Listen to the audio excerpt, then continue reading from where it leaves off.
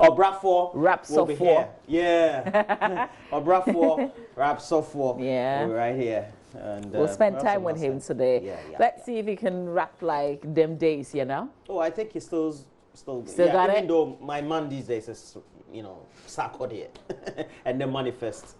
Well, listen. And then Obrafour is the legend. Wait. Before him, Reggie Rockstone. When you mention Obrafour, please don't mention Sarkodie and manifest. No. I'm talking about Obrafour all time. Before then, I have Reggie Rockstone, Obrafour. Then you have Manifest, Sarkodie. Yeah, these are like 21st century. Yeah. I'm talking. They are millennials. Even I'm sure in 5 years' time, Sarkodie will be veteran. I think the real test is after 20 years. Let's listen to your track and see whether it still can. Go through the test of time. And all those singing about just women and naked videos and things like that. After 20 years, when we pick your music, would it say something about the country? Would it give us a hint of the times that you were in when you made the music? Can we use it as a measure and say, oh, we've come so far? See, that's what he used to experience. Country is not the same. Or we say, oh, nothing has changed. Yeah, true. I think that's what, if you look worldwide, sets... like Notorious B.I.G. and then his other rival who also died. Tupac, yes. Yeah. Because many of the things they talked about are still relevant today in America. Yeah, Charlie, the guy who is hustling, the person who is struggling to, make things happen. There's a song, by the way. My producer, Derek, calls Sam, pull it for me. No, this is Mary J. Blige and his Doubts. Wow. I need you to pull that piece of music. Mary J. Blige. It's an old song. It's Doubts. I mean, but it speaks Mary to you. J. Oh, you too, Roland. Blige. The song is Doubts, eh? Doubts. There's a message in there. You can listen to it like a million times. Sometimes you need something to encourage you. You need something to It's like stop doubting yourself. You're enough. Doubts. But let's do the Daily Graphic. Hey, did I say let's do the Daily Graphic news? I was going to say let's do the newspapers now.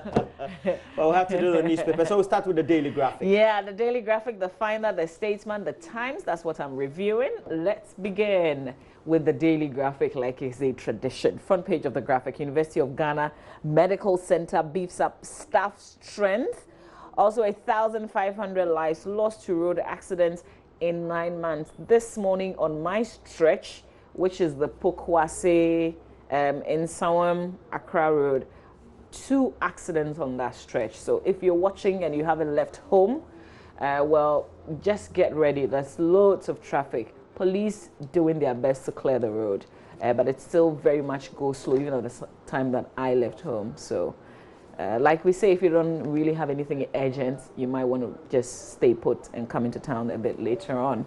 Petroleum laws to be amended, higher oil production targeted. There's a picture of Mr. Kwikwa Watching, Managing Director, Tallow Oil Ghana, and Executive Vice President, Tallow Oil PLC. It says in its quest to ramp up oil production in the country, the government is taking steps to amend 2 petroleum laws to enable it to achieve the objectives. The laws, the Exploration and Production Act 2016 and the Petroleum Exploration and Production General Regulations 2018, are to be reviewed to give oil-producing companies the opportunity to develop more wells within their operational fields to increase the country's production of the commodity. In the center spread, Ghana committed to Commonwealth values, according to President Akufo-Addo.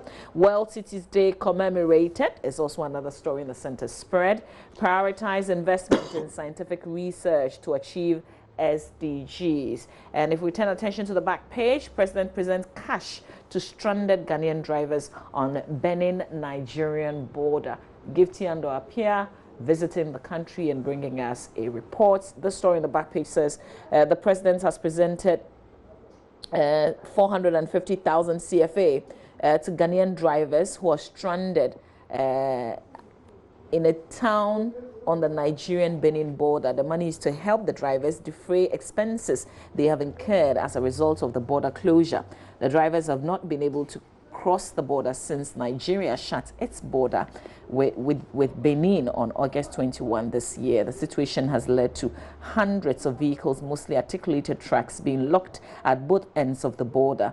Money was delivered on behalf of the president by a Deputy Minister of Trade and Industry, Carlos Ahenkwa, during a meeting with Ghanaian drivers at the border last Thursday. And this you know, it's amazing how we don't have any of the ECOWAS leaders condemning straight away what Nigeria is doing, because it breaches all the things that we have for free movement of hoping goods exactly that ECOWAS will do. They've got their own national interests in the sense that people are smuggling goods into the country, and so you want to check it. But when it borders on not allowing your neighbors to freely move around, then that's a problem. You know, you've got to look at ways to check your own internal issues. Well, definitely. And also knowing that if you look at the sub-region, Nigeria, I think ultimately forms about 26% or 28% of the population of in excess of some 300 million people. Yeah. So it brings, most populated. Yeah. So it brings into sharp focus the related issue about, if you're a big player, then do you have to be flaunting and trying to step on the smaller toes? Then around. Get out of ECOWAS. Yeah, well, but once you're an ECOWAS it defeats country. but it defeats the whole. But you see, it's the whole thing. I mean, it's just like things happens on the continent, and we have the African Union very quiet. We've got leaders. I remember Graphic doing a story this week and coming back to say that they mistakenly they quoted the president. The quotes they picked from the president was a mistake, you know. Well, let's talk a bit more to Gifty Andwapia. She's been following the story. Gifty's joining us via phone. Her report was in our news a bit earlier. Gifty, good morning. Good morning. So you went to the border. Can you tell us what you found? Well, it's not the border. It's usually not my familiar area because I don't live here. So what I found was that people were still, you know, like you'll see a few people crossing and going around, but the people around there tell me that's not how it used to be. They'll say you would usually see a huge number of people, like a huge number of people with a lot of things moving. Like there's usually a lot of movement, but that is not happening at the moment. One thing I also found is that there are several people, Mama Vida, there were about 15 people at least that approached us asking us if we wanted to cross without documents. There's so many people there. The moment you arrive, it's as if they know you're a new face, and they will essentially pounce on you and say, "Do you want to cross over to Nigeria? Do you want to go? I will take you." So this is what is happening at the border. There are a lot of Nigerians, especially even at the Benin side. And you still see some movement, but they say it's not as it used to be.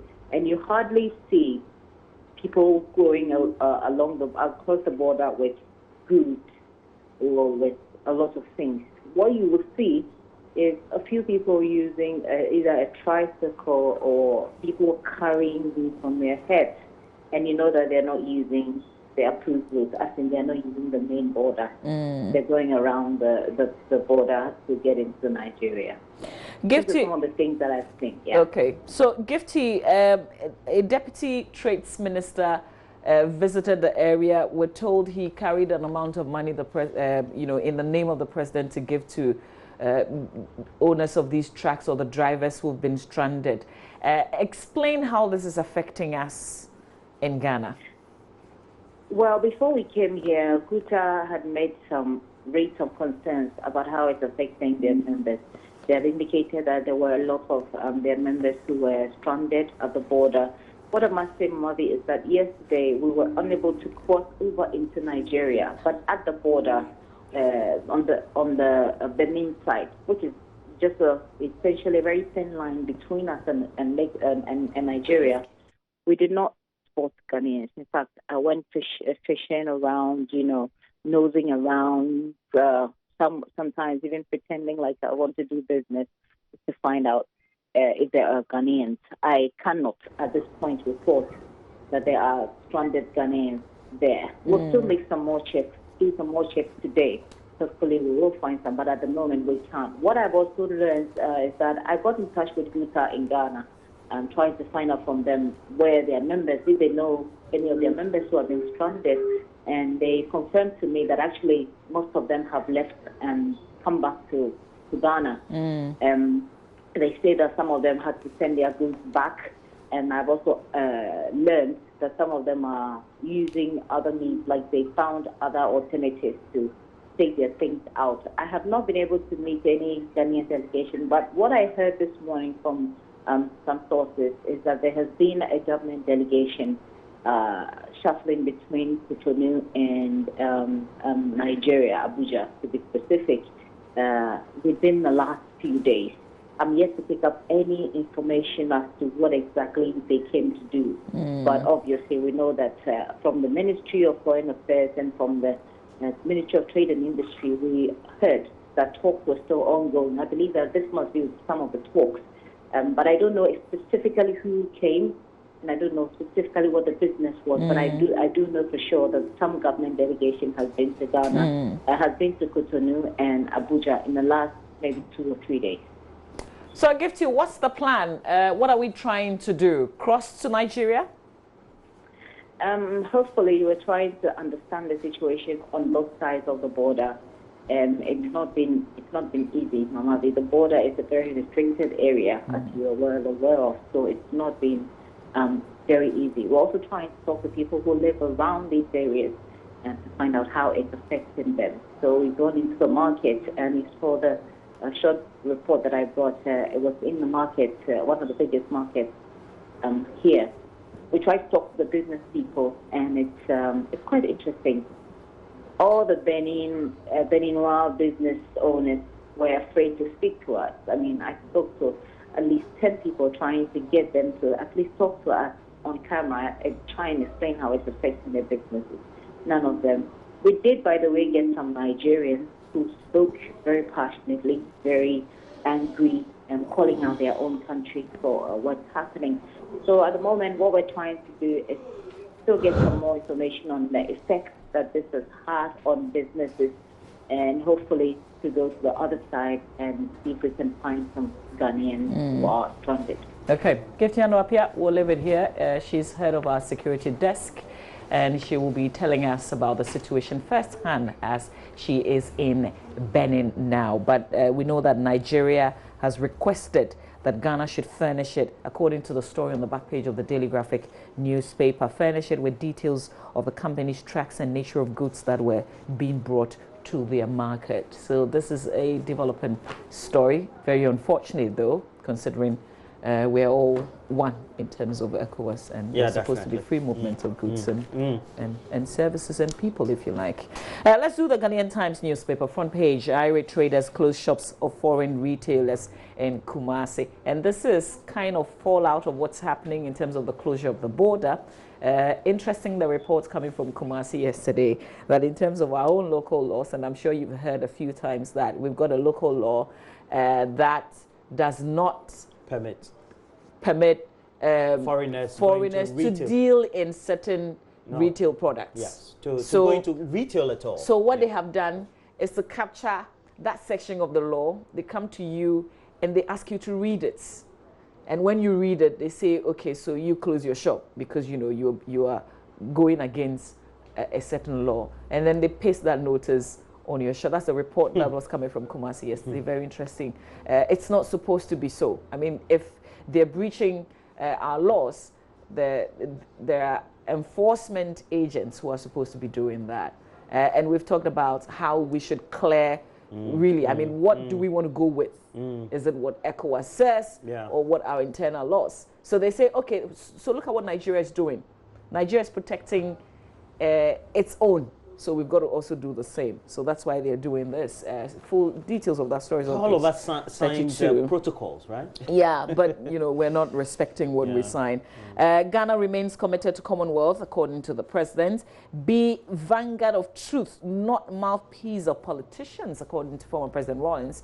We brought you his comments also in the news about how the police handled those law students who protested. I mean, it's totally unnecessary, and I think we've heard very few people condemn that. It's almost as if it didn't happen. It's very good that the former president is coming, back on it and talking about it. Headmaster found dead in bush is also another story on page 3. It says Samson, no, not that. The headmaster of Anyami District Authority in the Amansie Central District of the Ashanti has been found dead in the bush after he was reported missing on October 21. His name is Samuel Owusu, 39, a resident of Obuasi, was said to have left for school with his motorcycle. Sources close to the Ghana Education Service in the district confirmed the incident to the paper, stating that some members of the community searched for Mr. Owusu for 3 days and found his body in a badly decomposed state in the bush. The rest of the story you can read. Back on the front page, let's decriminalize possession of weed. Parliamentary report recommends. We've been talking about enforcement.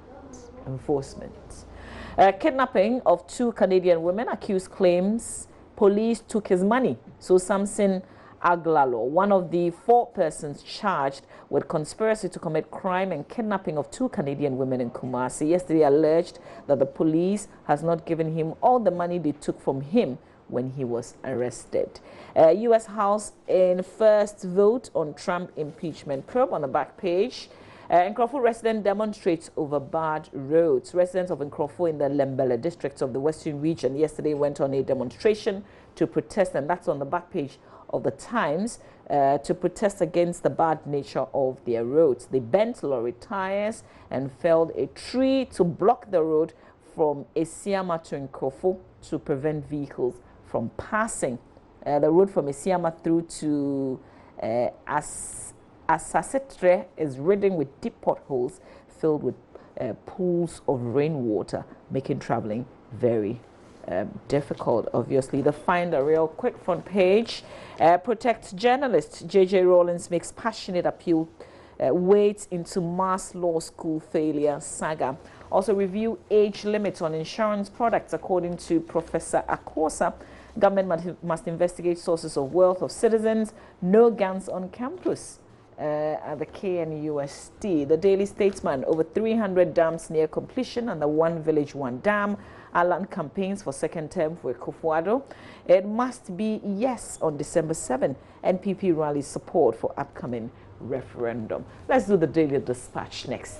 Okay, so let's look at the Dispatch quickly before we transition to sports. Before then, also, we would have a look at myjoyonline.com. On the front page of the Daily Dispatch newspaper, we do have IPP's caution government. Pay us our $1.5 billion debt or face doom. So, Deputy Trade Minister tells Guta, we need Nigeria more. I agree. No, we need each other. No, we need them more. We need each other. We need them more. We need each other. I was misled by a traveler and tour agency in Accra and sold like a slave. The Ghanaian lady's ordeal. And this story will get you worried about the things that, sometimes we get lied about. In her mid-20s, narrated how desperation to flee poverty in Ghana led her to modern-day slavery in Iraq. And, in the Gulf states... she went to Iraq? Yeah, Iraq. They promised you that... As a soldier? No, you're going to work there. They tell you you're going to work. I know about Saudi Arabia, but Qatar, I didn't know Iraq. UAE.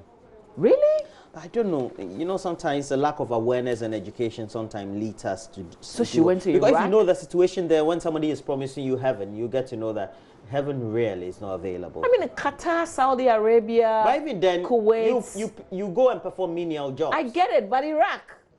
Yeah, Iraq. Yeah. I know. Wow, right? she's Iraq. brave. Yeah, she is. She is. If she can withstand Iraq, we'll send. She should come back to Ghana.